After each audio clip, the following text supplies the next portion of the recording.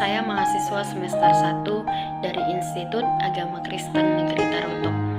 Pada kali ini, saya membuat video yaitu untuk pemenuhan tugas UTS mengenai mata kuliah Teologi Sistematika dengan dosen pengampu Dr. Baginda Sitompul. Pada kali ini, saya membawa dua pokok bahasan, yaitu yang pertama adalah bibliologi ataupun pengajaran tentang Alkitab, dan yang kedua adalah kristologi atau pengajaran tentang Yesus Kristus. Kita masuk ke poin pertama, yaitu mengenai bibliologi.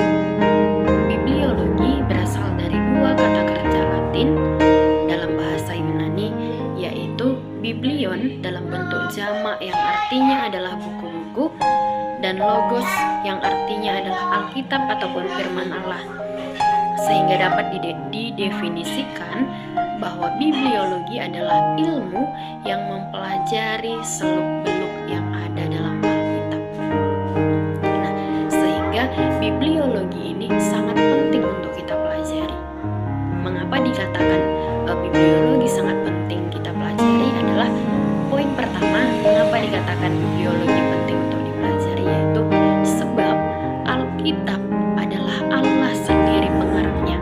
Maksudnya adalah Allah mengatakan secara berulang-ulang bahwasanya Allah adalah pencipta, bahwasanya Allah adalah Tuhan, Allah adalah Gembala, bahkan Allah adalah hakim yang dijelaskan secara terperinci dan berulang-ulang dalam Alkitab.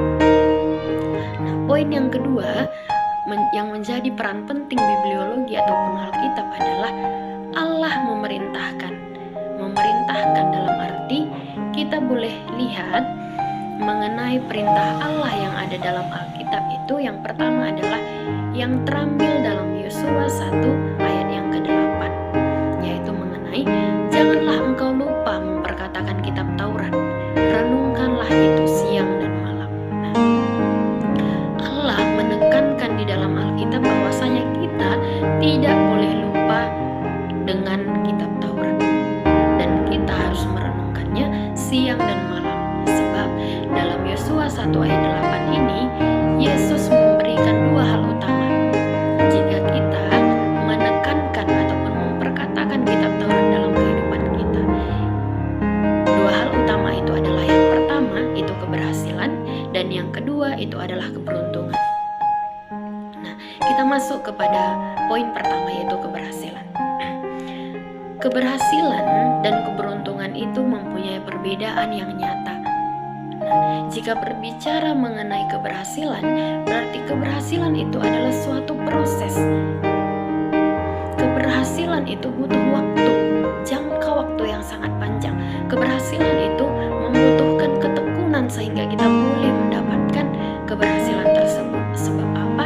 Sebab keberhasilan itu bukanlah rezeki nomplok yang bisa kita dapatkan secara cuma-cuma, melainkan keberhasilan itu boleh kita dapatkan ketika ada ketekunan, ketika ada proses, ketika ada perjuangan di dalam kehidupan kita dalam meraih keberhasilan tersebut. Nah, poin yang kedua adalah keberuntungan yang terdapat dalam Yosua 1 ayat 8 ini. Keberuntungan itu berbeda dengan keberhasilan. Jika keberhasilan adalah sebuah proses, maka keberuntungan adalah sesuatu yang kita dapatkan yang itu tidak pernah kita duga untuk mendapatkannya. Dengan syarat kita harus menaati dan menuruti segala perintah Tuhan sehingga keberuntungan itu boleh kita dapatkan. Nah, dari ayat Yosua 1 ayat 8 ini mengenai janganlah engkau lupa memperkatakan kitab Taurat. Mengenai ayat kunci yang Tuhan berikan mengenai keberuntungan, kita boleh memperolehnya hanya dengan syarat kita harus menguatkan dan meneguhkan hati kita mengenai kitab Taurat. Kita juga harus merenungkan, memperkatakan, bahkan melakukan firman Tuhan itu dalam keadaan seperti apapun itu. Nah, ketika kita memenuhi syarat, yaitu meneguhkan hati kita, memperkatakan, melakukan firman Tuhan tersebut, maka kita akan memperoleh itu keberuntungan. Nah, contoh yang kedua mengenai perintah Allah yang ada dalam Alkitab boleh kita lihat dalam 1 Timotius 4 ayat 13.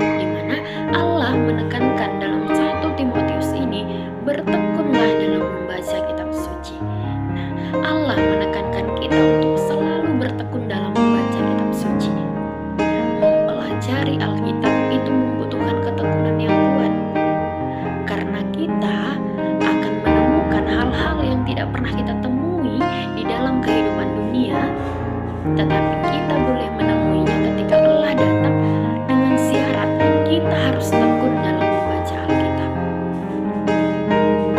Menekankan bahwa manusia tidak dapat hidup dari roti saja, tetapi juga dari perkataan yang diucapkan oleh mulut Allah sendiri.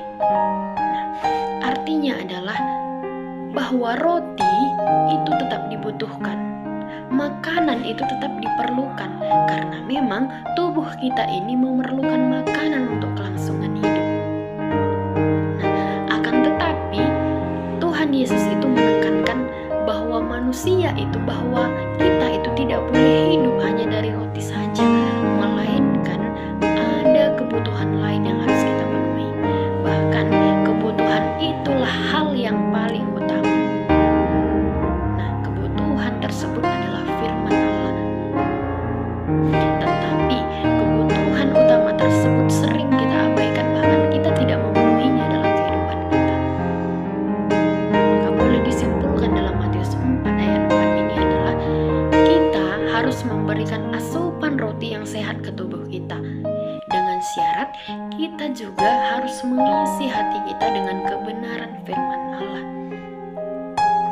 Nah, poin yang ketiga, mengapa dikatakan Alkitab itu sangat penting untuk kita pelajari adalah sebab Alkitab adalah jawaban yang paling sempurna. Dikatakan jawaban yang paling sempurna adalah pertanyaan-pertanyaan yang muncul yang berkaitan dengan Alkitab. Alkitablah yang boleh memberikan jawaban tersebut.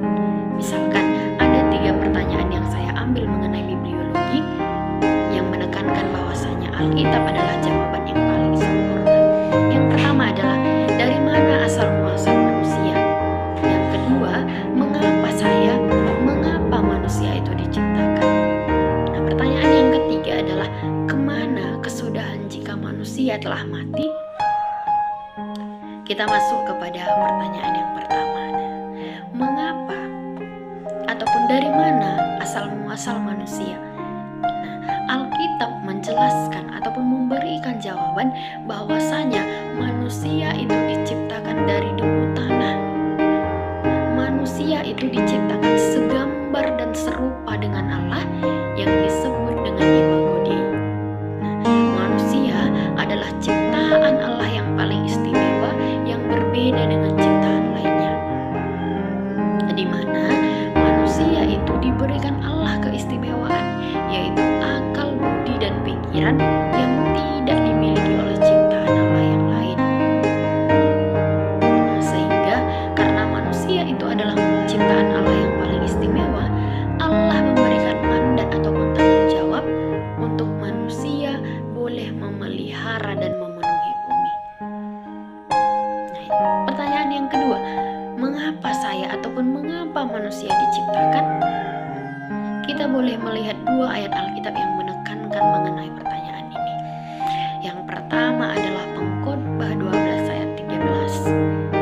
Nah, dalam Pengkhotbah 12 ayat 13 ini, Allah memberikan ataupun Alkitab memberikan penjelasan bahwasanya Allah menciptakan manusia itu adalah untuk supaya Allah dihormati oleh manusia, supaya manusia menaati segala perintah yang diberikan oleh Allah.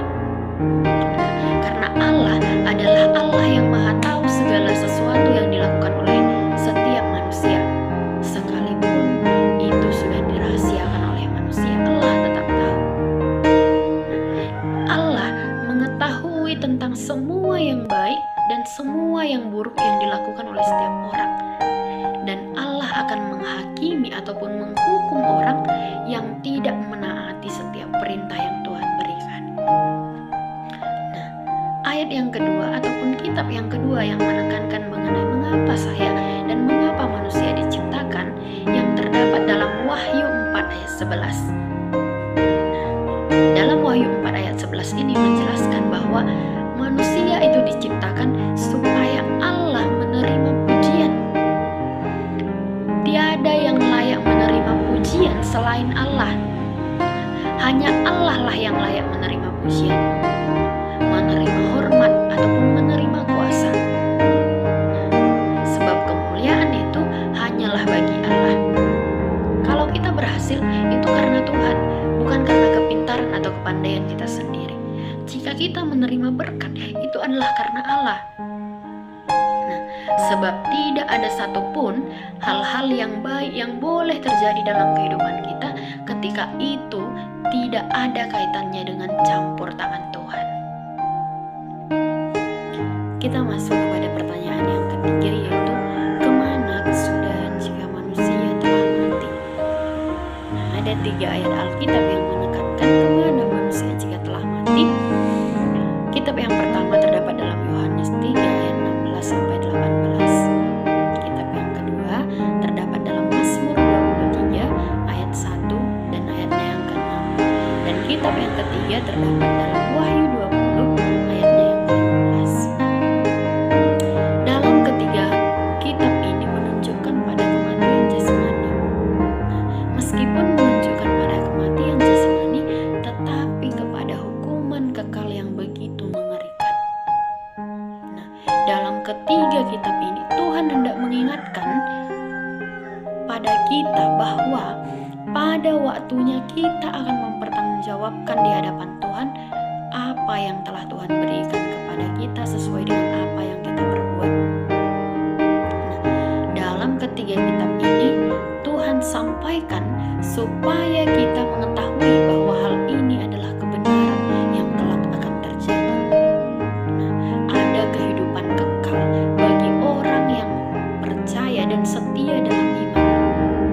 Dan sebaliknya, orang yang tidak percaya bahkan tidak setia pada Tuhan akan mendapatkan hukuman.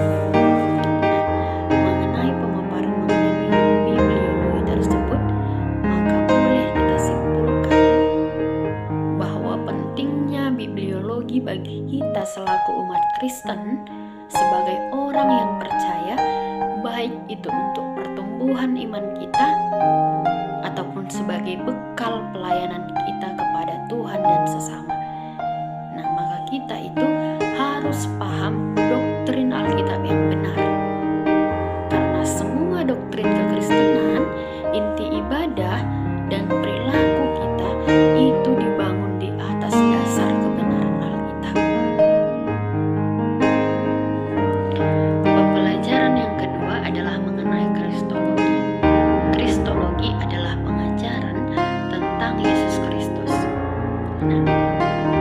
Muncul di benak kita suatu pertanyaan, siapakah Yesus Kristus? Yesus adalah nama diri yang berarti juru selamat ataupun penyelamat.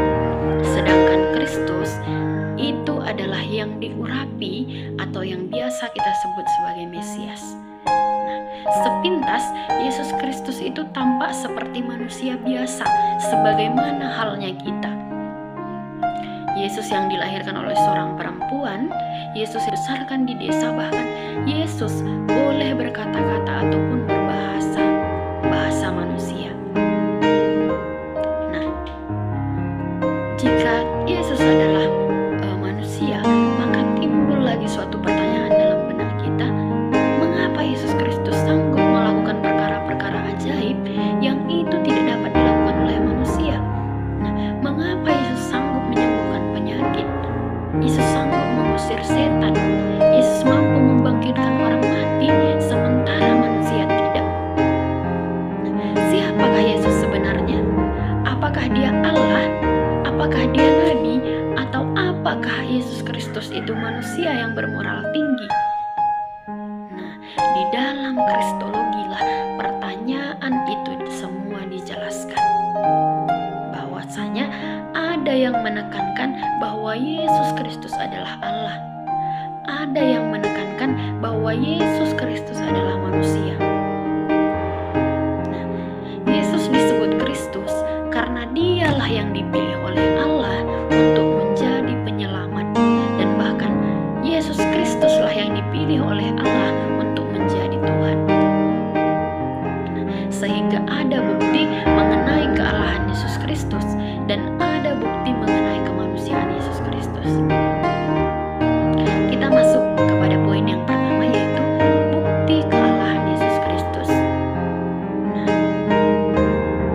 pertama itu adalah sebutan anak Allah bagi Yesus Kristus, bahwa ia mempunyai hakikat yang sama dengan Allah Bapa.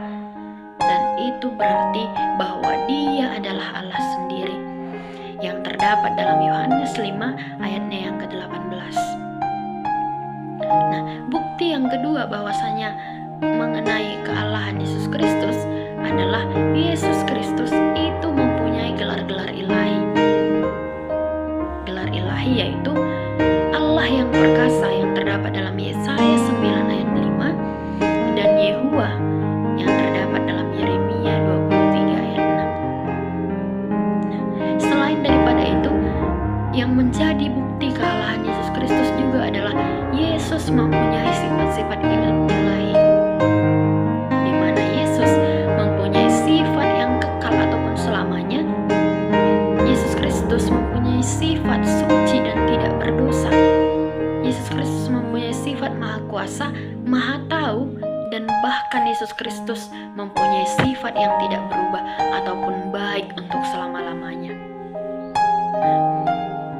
Bukti yang keempat juga yang boleh kita lihat mengenai kealahan Yesus Kristus itu adalah Yesus itu melakukan pekerjaan-pekerjaan ilahi. Seperti Yesus melakukan penciptaan, Yesus melakukan pengampunan dosa, Yesus melakukan penghancuran segala sesuatu, Yesus melakukan penghakiman pada akhir zaman. Yang terakhir yang menjadi bukti mengenai kealahan Yesus Kristus itu adalah kitab suci memerintahkan penyembahan terhadap Yesus, yang boleh kita lihat dalam kitab Ibrani 1 ayat 6, Matius 14 ayat 33, Matius 28 ayat 9 dan ayatnya yang ke-17, dan Yohanes 9 ayatnya yang ke-38. Nah, selain daripada bukti mengenai kealahan Yesus Kristus, bukti yang boleh kita lihat mengenai kemanusiaan Yesus Kristus itu adalah yang pertama itu Yesus datang sebagai manusia. Yang kedua adalah Yesus memiliki tubuh layaknya manusia itu memiliki tubuh. Yang ketiga adalah Yesus memiliki pikiran manusia. Yang keempat, Yesus mengalami pertumbuhan ataupun perkembangan yang sama yang dialami oleh setiap manusia. Dan yang terakhir adalah Yesus mengalami semua pengalaman manusia, seperti lahir, lapar, haus, letih, menderita, bahkan mati. Nah, mengenai pemaparan mengenai kristologi, maka boleh kita simpulkan bahwasanya kristologi itu sangat menekankan mengenai fungsi kemanusiaan dan keilahian Yesus. Nah, Yesus Kristus adalah Tuhan, dan Alkitab berbicara bahwa Yesus sebagai anak Allah yang kekal dan pribadi Tritunggal yang kedua. Nah, Yesus adalah Allah jauh sebelum ia datang ke dunia dalam rupa seorang manusia. Nah, pada Injil Yohanes 1 ayat 1 dengan jelas menjelaskan bahwa Yesus sejajar dalam keilahian dengan dua pribadi lain dalam Tritunggal. Yesus datang ke dunia untuk memperlihatkan kemuliaan Allah, tidak mengurangi keberadaan Yesus sebagai manusia sejati. Yesus berinkarnasi dan mengambil rupa menjadi seorang manusia. Yesus mati di kayu salib untuk korban penulisan manusia, penebusan manusia dari dosa-dosa. Dan Yesus juga naik, bangkit, bahkan naik ke sorga, dan ini menunjukkan bahwa Yesus adalah sungguh-sungguh Allah, dan memberikan fakta bahwa kedatangan Yesus ke dalam dunia ini sebagai seorang manusia sejati, karena Yesus sendiri dilahirkan oleh seorang perempuan darah. Yesus adalah Allah yang sejati dan manusia yang sejati.